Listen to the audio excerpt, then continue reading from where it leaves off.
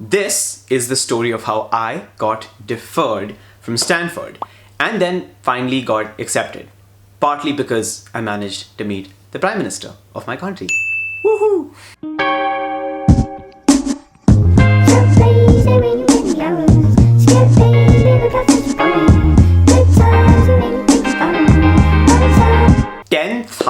Applications. Harvard University received 10,000 applications in their Restrictive Early Action pool, resulting in approximately a 50% increase in applications this year.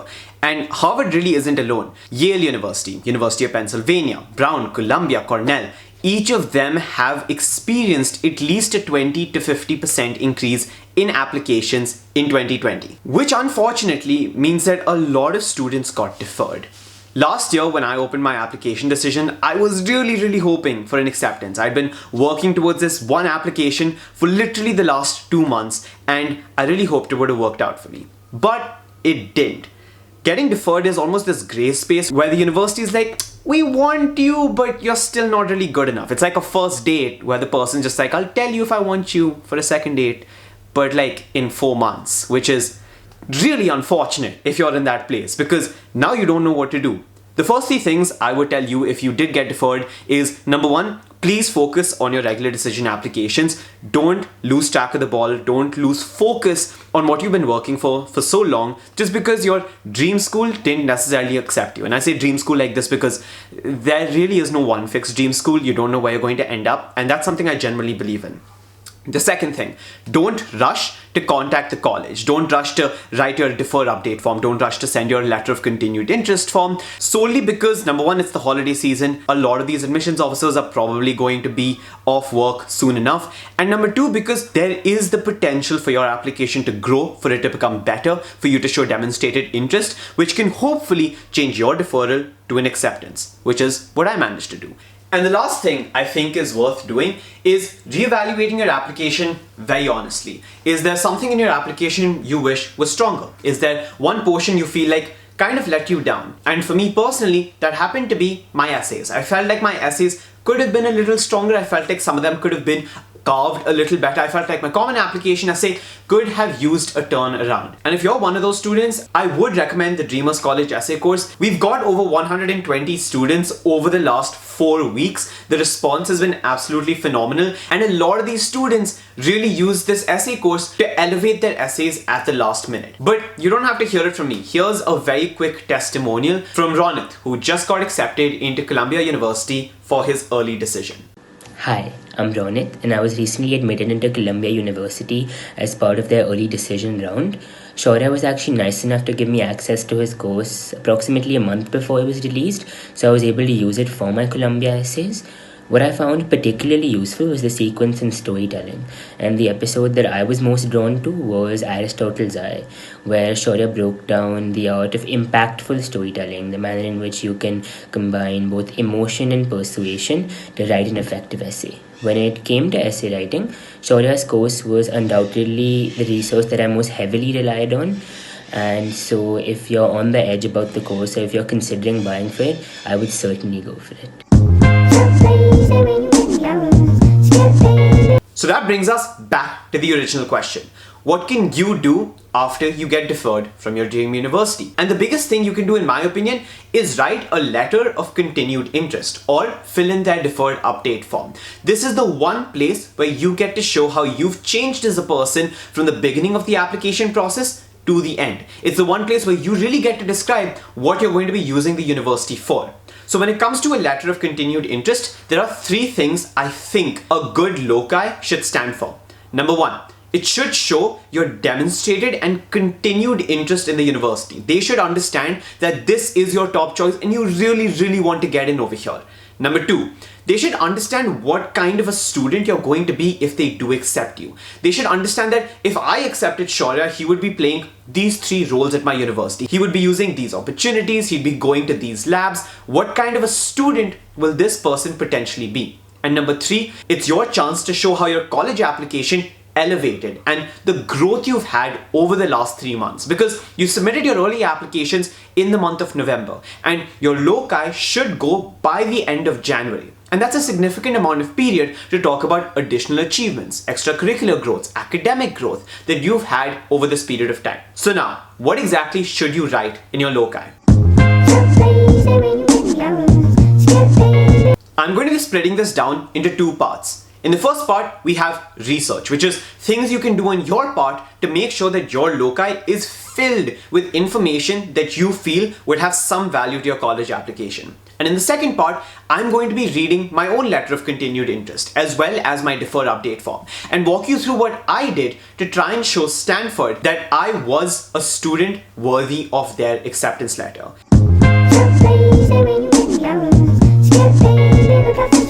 In the first phase, I think you should reach out to a few kinds of people.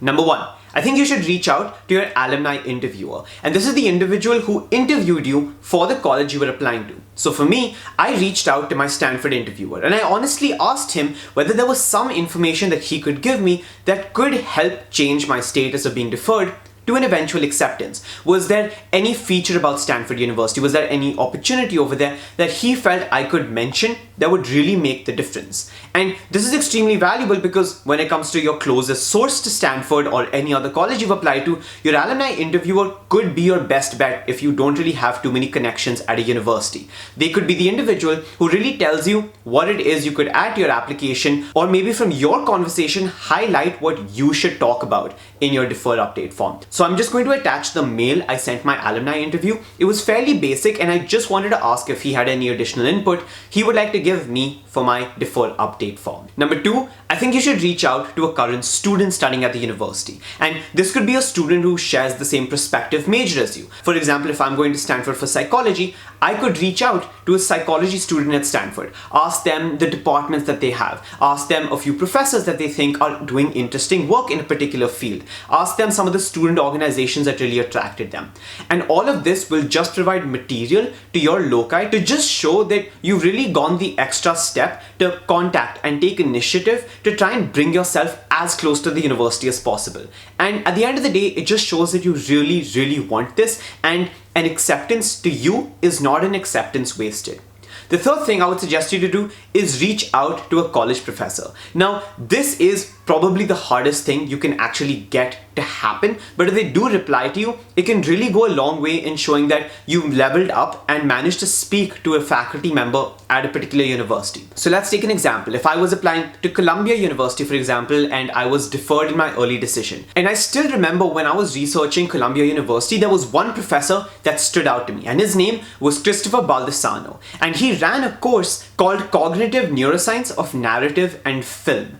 Now, this is basically an intersection of social psychology, storytelling, as well as filmmaking, and talking about how good films can impact the way you treat a topic or impact the way you feel. Now, that as a research topic is something that I've had experiences in with my extracurriculars, is a field I'm really interested in academically, and ties into something that this individual also cares about. So I would draft a mail to this individual and really talk about their research interests, how it aligns with mine, how I got deferred, and how I was hoping to talk about what they teach at the university in the hopes of one day getting to be in that classroom live. So that's the third thing you can do. Reach out to any professor, and if they don't reply to you, please don't pester them, because professors are busy individuals at the end of the day. Wait for a few days, a week at minimum, for them to get back to you, and if they don't, you can politely remind them once more, maybe acknowledging the fact that they're probably super busy during this time and you would just like to have a small conversation with them, probably over a Zoom meeting. Anything that shows that you're genuinely interested. And let's say they don't reply. What's another way you could try and show an interaction with this professor? One small step that I've seen other students take is reading their book or reading a few research papers they've published. And that is also a very small step in your part to show that you really care about this professor's work and you really care about the role that they play at the university that you hopefully will get accepted into one day. So those are the three things you can do in terms of research.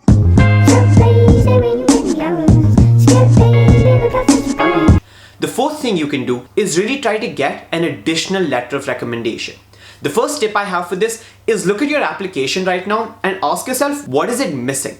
For me, it happened to be some sense of academic rigor. I was coming from an Indian standardized curriculum. I had taken standardized testing, but I felt like everybody else did that as well. I felt like when it came to writing academic pieces, writing research papers, that's the one part that an external perspective would have really added some form of value. So I reached out to the professor I interned at MIT Sloan School of Management, and I asked her if she would be willing to write me a letter of recommendation. But just make sure two things. Number one, this individual knows you really well, can talk about you, and number two, they're really filling in the missing link you believe is in your application. So if I thought that academic rigor was something I hadn't shown to Stanford as much, this letter of recommendation definitely filled that gap because I participated in an academic study directly under her. So if anybody can talk about how I am as a student of psychology, as well as diversity, as well as, just championing the rights of individuals who are differently abled, it would be her. So I'll just quickly attach the two mails I sent her. Number one, I sent her a mail asking her if she would write my letter of recommendation,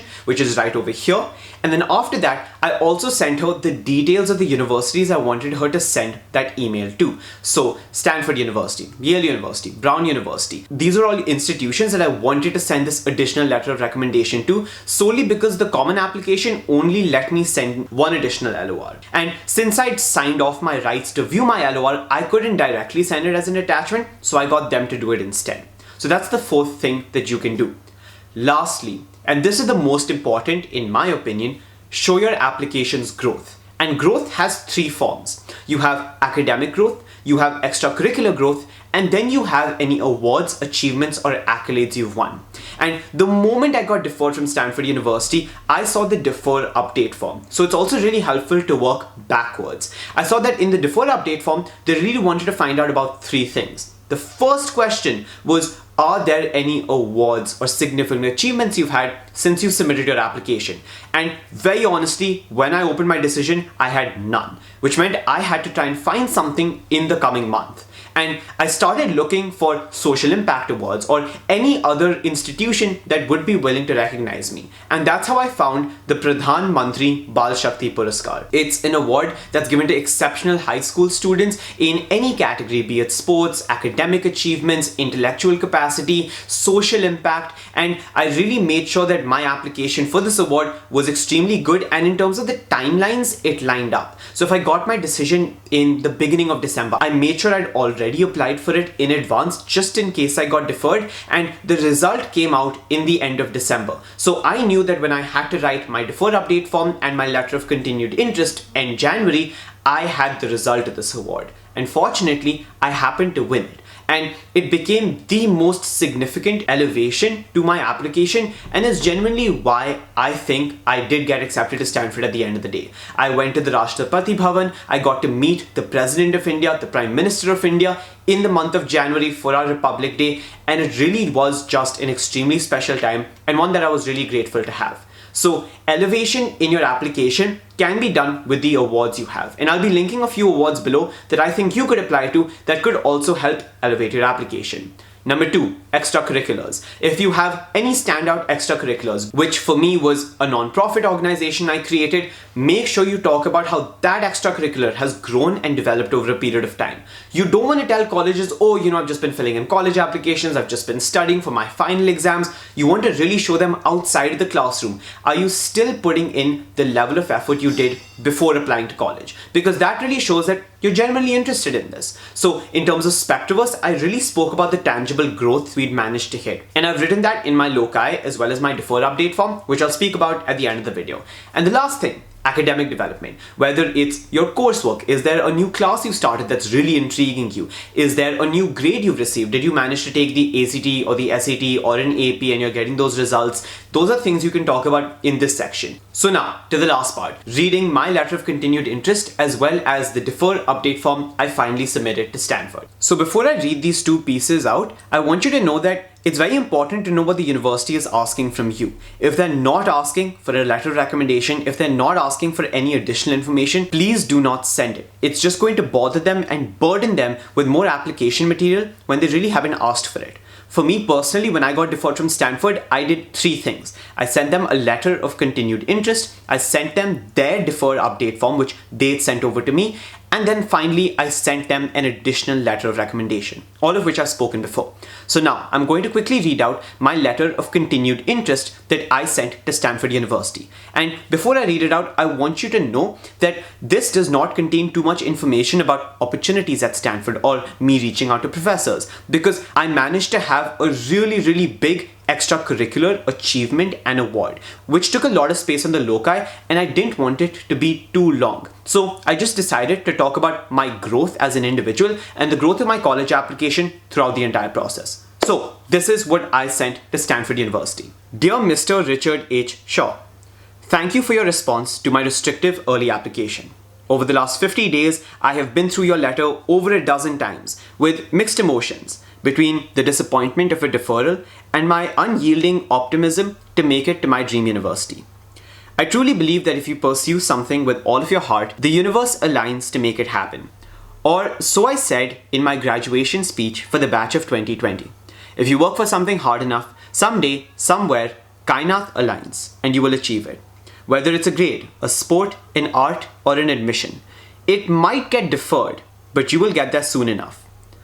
While everyone in the audience laughed at my self-deprecating reference, my faith of making it to Stanford remained resolute. So this is just a reference to the graduation speech that I delivered at my school.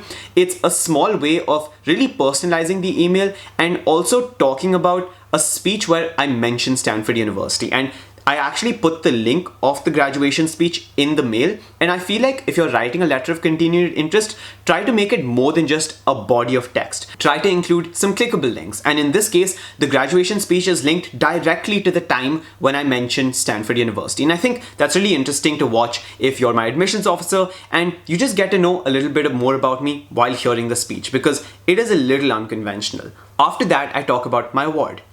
It is with this unbounded belief that I update you on a significant addition to my application. I have been selected by the government of India to receive India's National Child Award for the year 2020, the Bal Shakti Puraskar. Again, hyperlinked so that they can check the link out themselves. The Bal Shakti Puraskar is the highest civilian honor bestowed upon exceptional children, citizens under the age of 18, by the Government of India. The award recognizes extraordinary contributions in the specific fields of innovation, scholastic achievement, social impact, arts and culture, sports and bravery. This entire week has been an opportunity of a lifetime. I received the award on January 22nd from the Honorable President of India, Shri Ramnath Kovind, at the Rashtrapati Bhavan, the office and residence of the President of India. Yesterday morning, I had the opportunity to share my work with our Prime Minister, Shri Narendra Modi, at his official residence. I was honored to receive an engraved memento and a personal tweet. This is just in reference to the fact that Modi tweeted for me, and I actually linked the tweet in my letter of continued interest. Tomorrow morning, I will be participating as a national awardee in our 71st Republic Day Parade. I have been recognized for my entrepreneurial venture, Spectraverse, and my contributions towards mainstreaming persons with disabilities, creating livelihood opportunities for differently abled candidates over the last 5 years. I am truly excited about continuing this purposeful pursuit, with the next phase hopefully taking root at Stanford. The privilege of receiving a second review is not lost on me, and I will be following up on the 15th of February with my deferred update form with updates on my project with the Department of Mental Health and Behavioral Sciences at the Fortis Hospital, as well as the accreditation of Spectraverse by the Indian Ministry of Electronics and Information Technology. So this was just about the fact that I managed to collaborate with the Government of India on Spectraverse and really grow my candidate base to about 35,000 individuals. As you review my update form and close your regular decision round, I do hope to have gained your belief not only in my potential to contribute to Stanford, but also make a meaningful difference in the world. Warm regards, Shaurya Sinha. So that was the letter of continued interest I sent to Stanford. I really do believe that it was this letter that made the difference. Stanford also asks for a deferred update form, but that's, specific to Stanford. So I will be linking that down below for all of you to go through if you really want to know what exactly it is I mentioned. But most of it I have mentioned in this letter of continued interest. So, final thoughts for anybody who got deferred. Please don't lose sight of your current applications. don't rush into the letter of continued interest, because this is the one place where you show who you are as a person, who you're going to be as a student at Stanford or Harvard or Yale. And lastly, best of luck. Enjoy the process, and I do believe that if you did get deferred, it does mean something. They didn't reject you for a reason. And hopefully, if you are lucky enough and if you do put in enough effort, you could be accepted when the eventual decision comes around. That's everything from my end. I wish you the best of luck, and yeah, see you in the next video.